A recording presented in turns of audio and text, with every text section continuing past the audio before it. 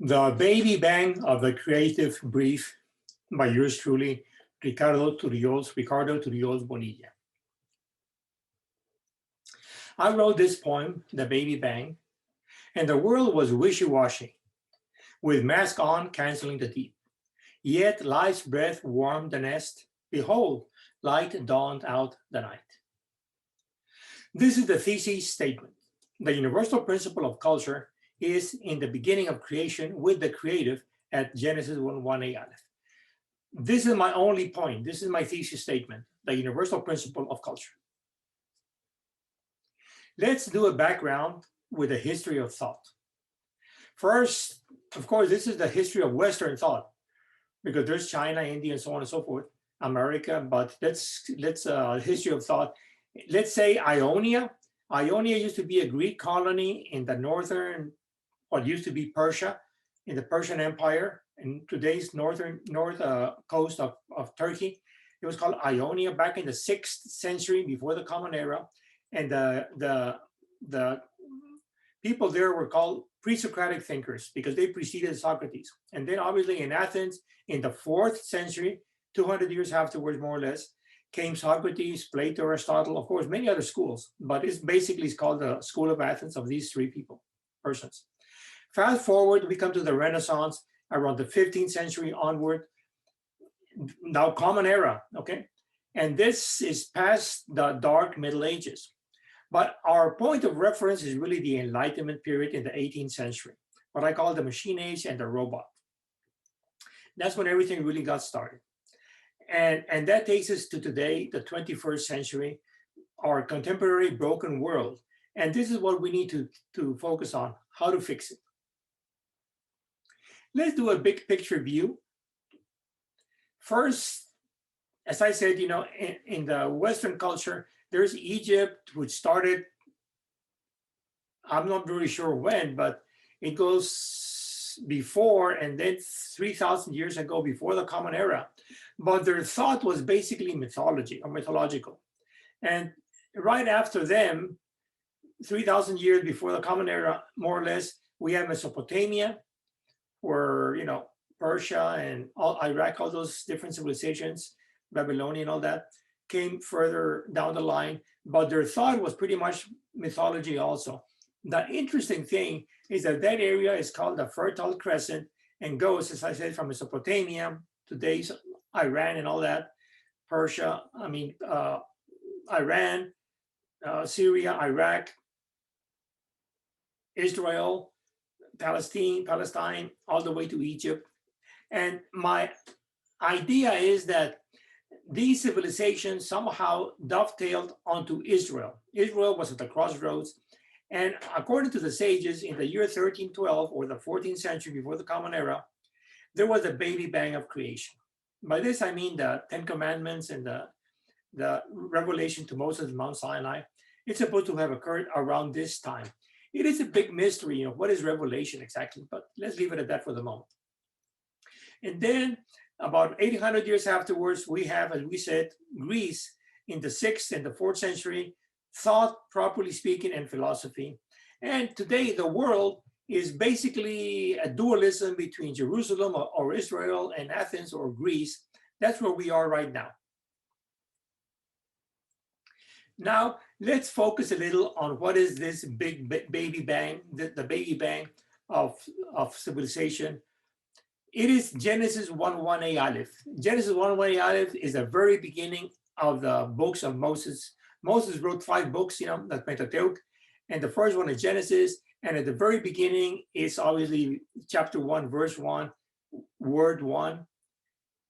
And the first word is a triad, meaning in archaic languages like Biblical Hebrew, they collapse. They had a prefix, the root word, made up of 3 consonants, and then a suffix. So the prefix, the root, and then the suffix. And this first word is a triad made up of 3 parts, okay?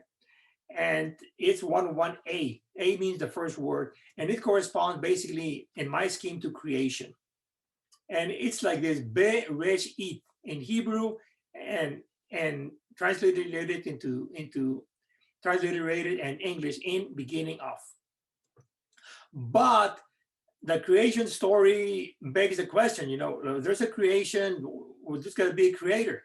And it's built into the story because the first word is B, and we know the alphabet starts with A, And in the Hebrew alphabet, the first letter A, Aleph, is mute, not like in English, where what is the first letter A? How do you pronounce it A?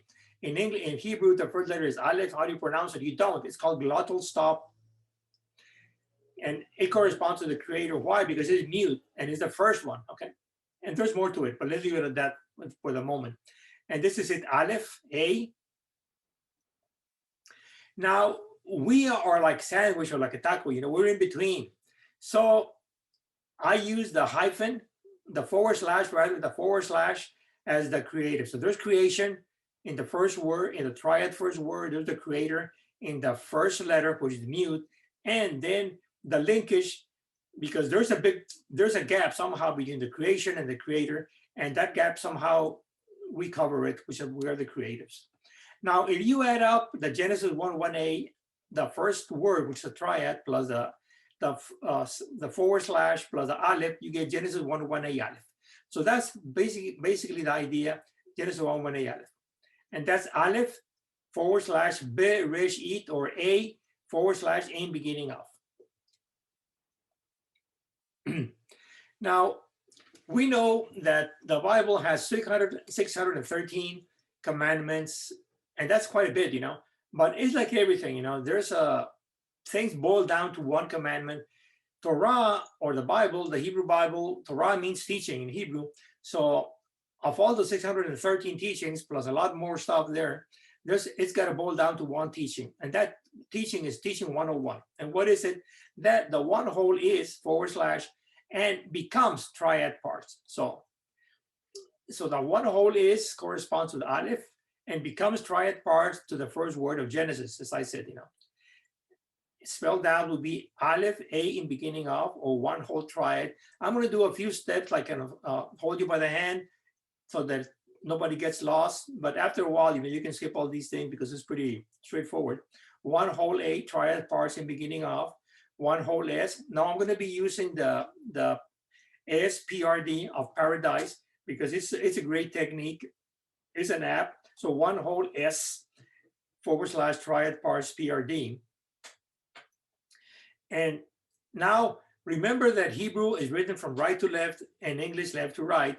So we're going to be switching. Instead of putting SPRD, we're going to put PRD and then S.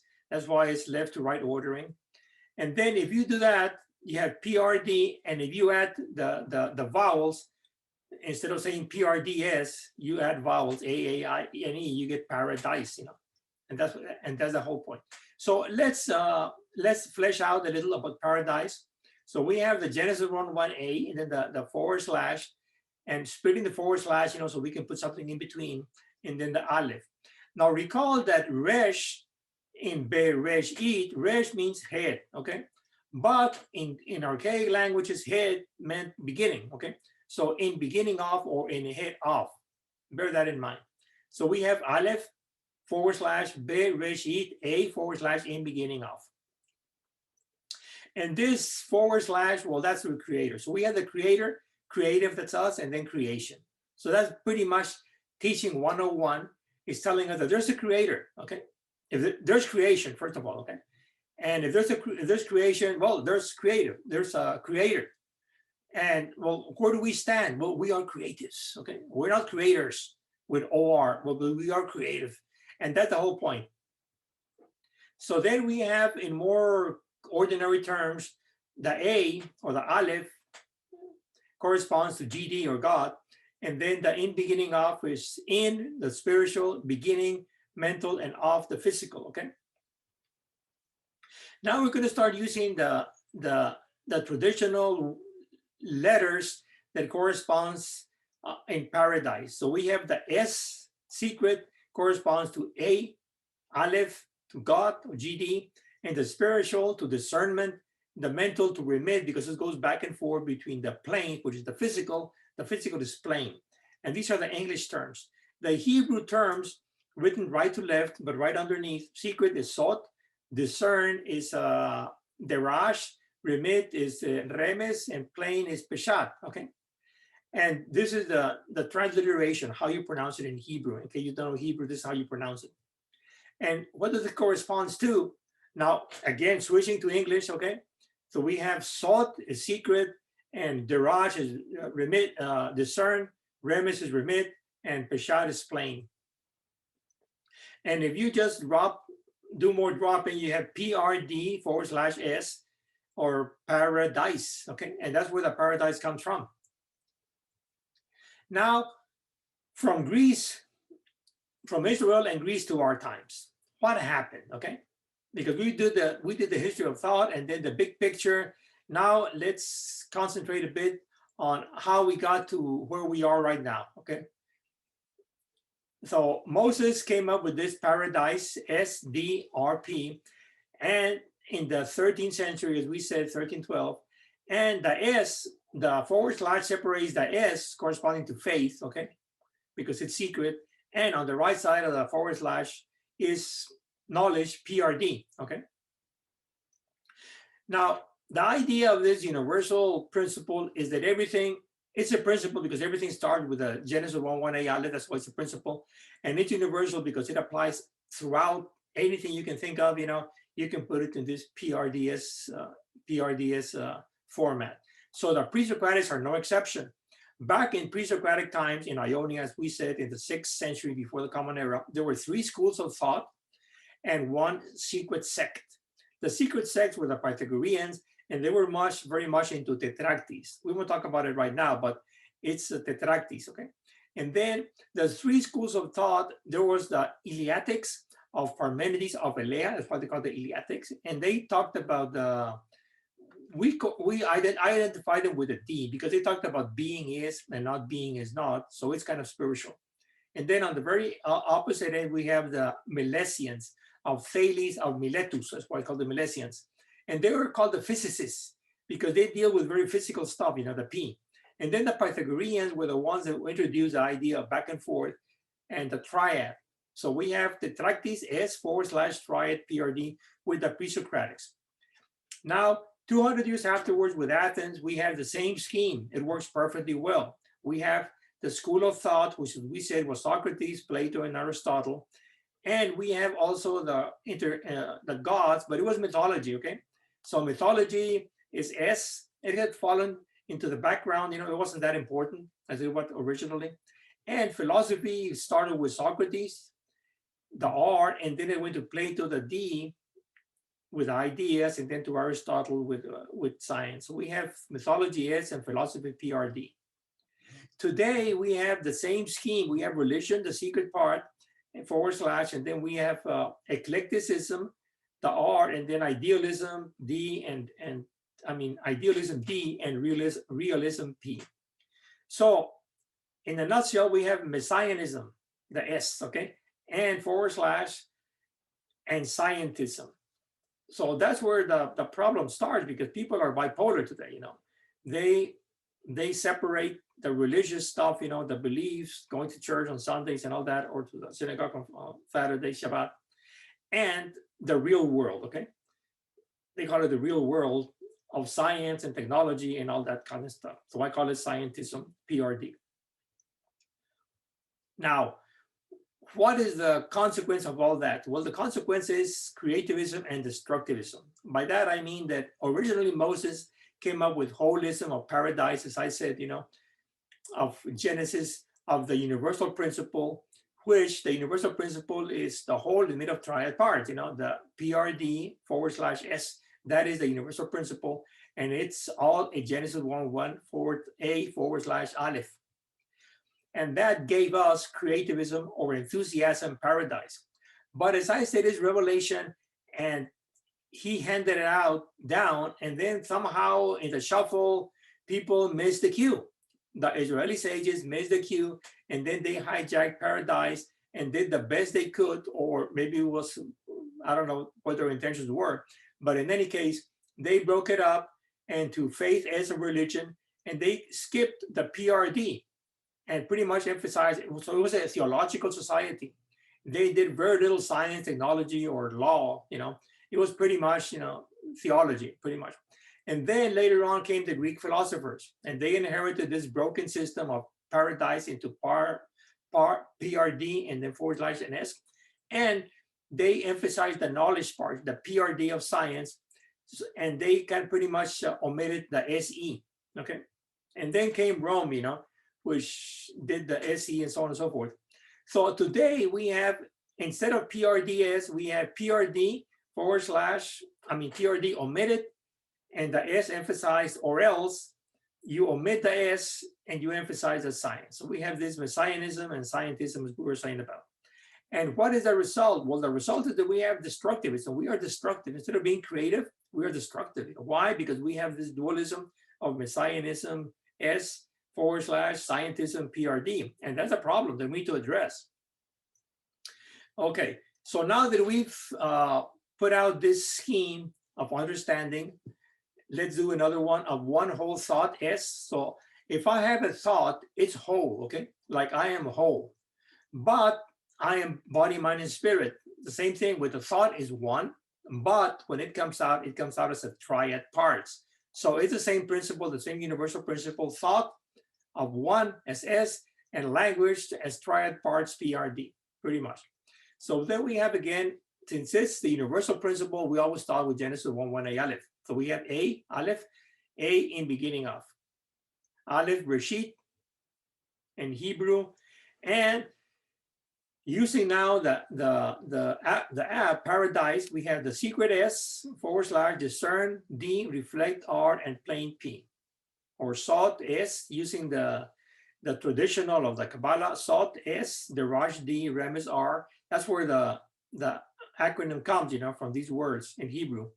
And in Hebrew, this is what they are, Pardes, Sot, Diraj, Remez, and Peshat, and all that.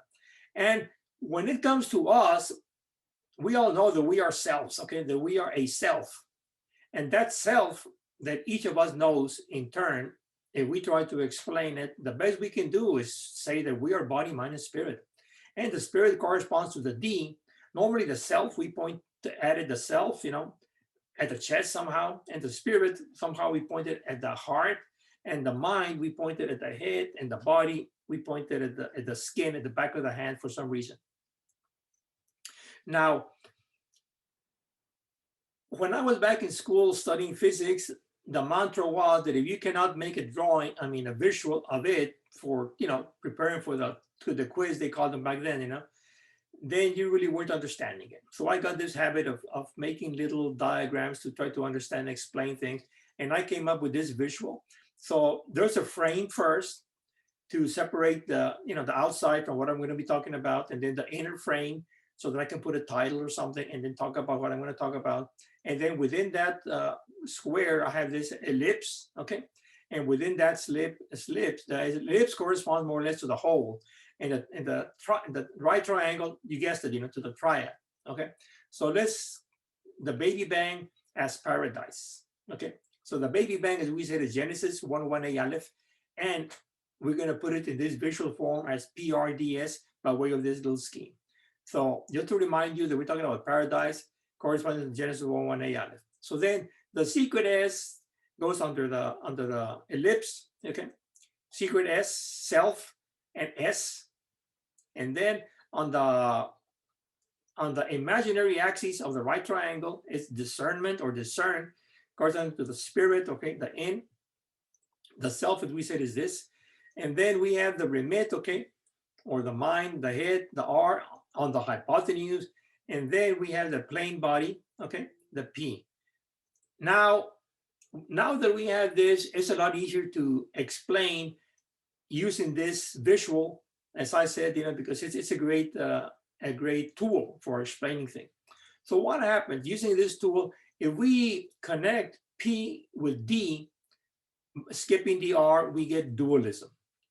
If we do it the right way, okay, that the D and the P, squaring it and the square root and all that stuff, we get the R, we have holism. If we do it the right way, we get holism. We do it the wrong way, we get dualism. So dualism is back end, okay, with no R, and holism is up front, D to R, okay, to P, and backwards. That means that we are creatives using this scheme, going back to the idea of creativism and destructivism. We are creatives if we use the closed circuit, okay, now where we go from P to R to D and D to R to P, all right? But we are destructives if we do the short circuit, okay, from P to D, because we are either P, so we come into this dualist or bipolar mentality that we have right now, of bipolarity. And by way of this diagram, we explain in very easy terms, very complex questions that would probably take volume, to explain it in words. But with this diagram, I just did it, Now, the universal principle, as I said, of civilization has paradise. The idea is that it is a principle because everything starts from Genesis 1:1 Aleph, which is the very beginning, It's at the very beginning of the creation story of the 5 books of Moses, and a little before Aleph, which is silent, so it doesn't really appear, but it actually does appear. But it's if there's creation, there's going to be a creator, and if there's creation, there's a creator. There's got to be a creative who's talking about it, So we have this creator, creation, creative, creator. All right. So teaching 101, we have the one whole S and the triad parts. Intuitively, we talk about, as I said, life, the S, okay, the feelings, okay, the ideas, and the things. If you read a book or a novel or anything, it usually has 3 meanings, okay? First, there's if you read something and you get it, okay, that's the silent, you get it, okay, but only you know about it, okay? If you try to explain it like a bridge, okay, well, okay, bridge, literally, what's a bridge? Well, a bridge, it's a device, a machine, that you put across one place to another, to bypass a river, stuff like that. And homiletically, it has a meaning, and allegorically, so there is an allegorical meaning, the homiletic, or the deeper one, and the literal, the thing that it actually is.